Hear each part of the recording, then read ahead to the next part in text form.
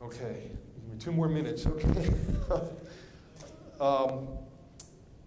There's a piano reduction, a condensed score excerpt from the Chester Overture.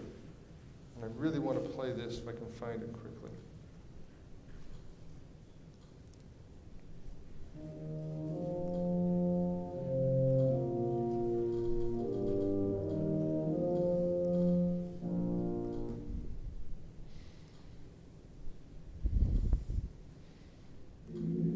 That's certainly not it. Okay. That's a different masterwork. Okay.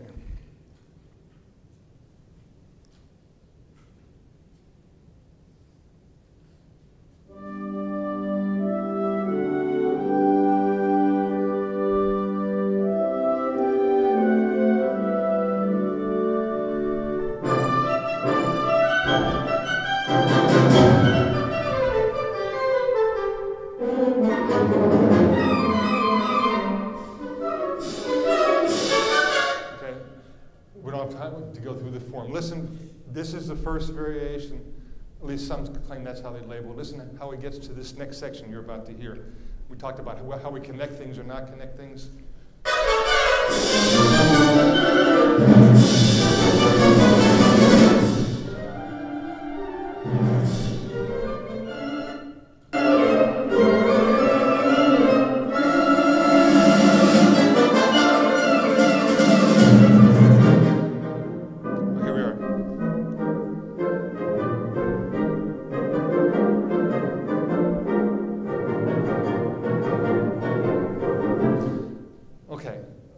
We're going to listen to that again in a second. Again, I did what you might have done if you're going to do this piece and learn it the first time. I was curious if anything was published on it, and I cited that in the Instrumentalist, a very thoughtful article. And again, I would say the first thing I do is tell my students, see if you agree with it. You don't have to believe everything they say. And this became an interesting point here. If we look at measure 102, right, that's a B, right? What he points out, I think, is important to note. We have 2 different groups here, saxes and trumpets, which are not pointed out in the condensed chords. Upper saxes and trumpets, right? Playing the F major triad, G major triad, E flat, and C minor, right? One thing you'd notice from basic pitch analysis is all triads in this piece with added dissonant notes. He doesn't use 7th chords, he uses triads. That's a basic theoretical, very basic theoretical observation, but at least it tunes your ear to what you might expect. But then in the lower part of each of these 2 staves, right, which are horns, low brass, as well as bassoons, bass, clarinet, right, you can see a series of parallel chords, right, and we could name the roots B flat, C major, D flat, and so forth, in 6/4 position. What I note about it, what makes it sound the way it does, is the bass line is all fifths of the chord. That's helpful to me because I can hear it much better that way, right? What this particular article argues is this is an example of bitonality.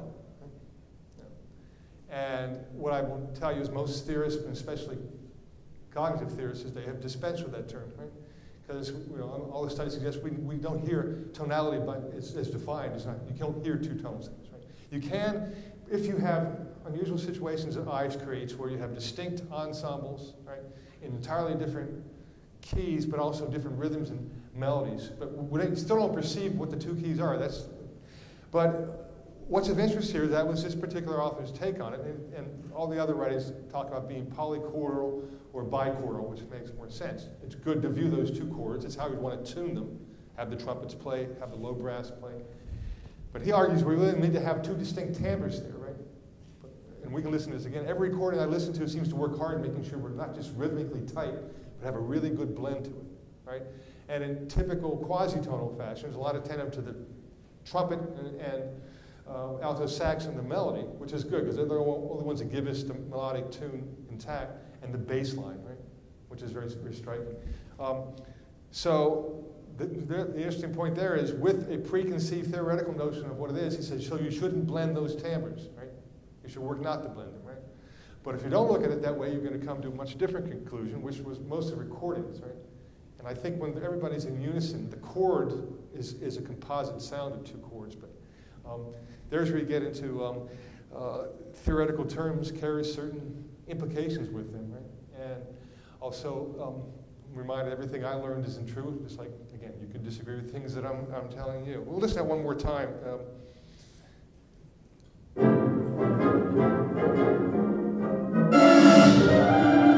Notice how this is probably in lines.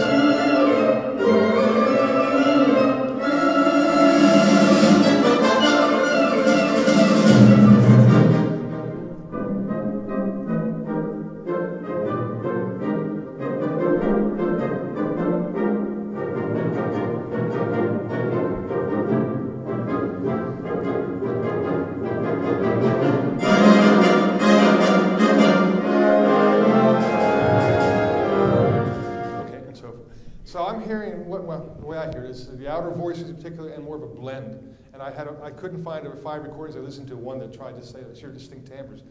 I think that they're sort of imposing something from the analysis into the performance, which is what a lot of people complain about theory for, right? They complain for lots of reasons, but that's one of them, right? And I included this top part just as a caveat about condensed scores. And this is a little surprising to me. Sometimes they'll say piano score. When Stravinsky did a piano score of the Rite of Spring for 2 pianos, right? There's going to be differences because he wanted pianists to actually play it, right? This is just a condensed score, and if you look at the top system here, those measure 54, 5, 6, and 7. Measure 57 shows a change in voicing, and again, the author calls this an 11th chord. It's a pandiatonic cluster is what it is, but that's another subject. If that works for him, then he knows what it is, that's fine. But measure 57, the preceding 3 measures are all voiced exactly the same as that. Right? In other words, it's very important that those D's and F's are also in the bass clef, right? So that's kind of an interesting point. Maybe this was intended to be played at the piano and was voiced accordingly, right? But the simple caveat here is don't always believe the condensed score, right? I mean, it's important to know that the trombones and horns are playing the D and F, right, between that low C, within that C octave. I mean, that's certainly a sound you have to be attentive to when you're trying to balance the chord. All right.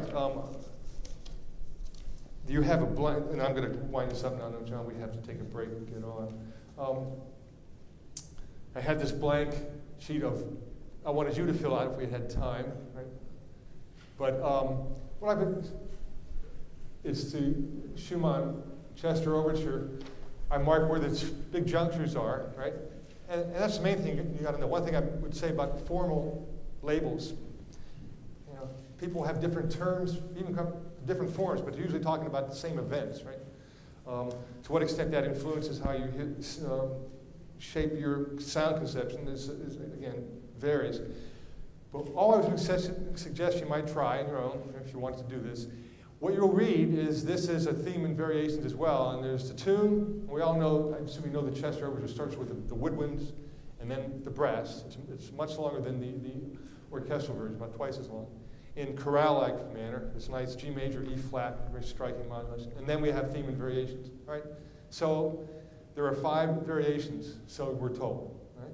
So you might listen to it and see how you hear it, which is my point. Again, if you go look up something and get a form, rely on your own instincts as much as anything, right? That's useful to the extent which helps you evaluate how you think the piece goes together. All right, again, obviously not a thorough analysis of either of these. Many of these things you may come to very simply. I think from a practical viewpoint, analysis for conductors, there's 2 parts. Whatever works to help you get some notion of it in your head. If it works for you, and I'm sure many of you have come up with other good systems of doing this, right? Learning the score is one thing. Mapping it into the performance, a lot of this you may come up with intuitively. And again, the subject of how we analyze what has to do with performance. There's a lot of literature now, and the list of references in the back. I would take note of John Rink.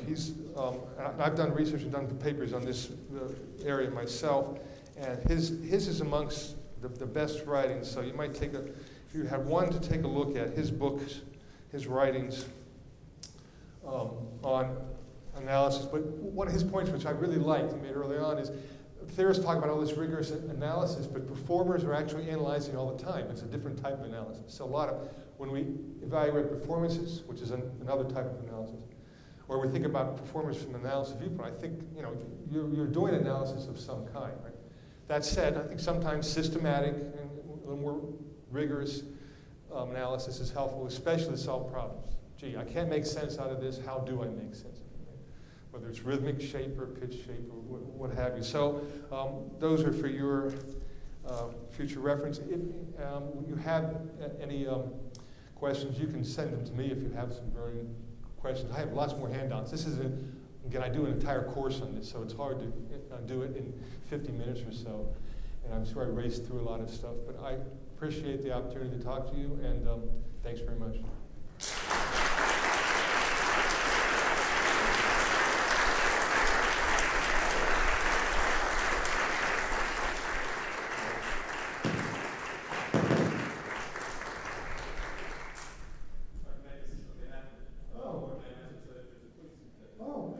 Thank you. Yeah. That's the way to do it. Thank you very much. Yeah, I do.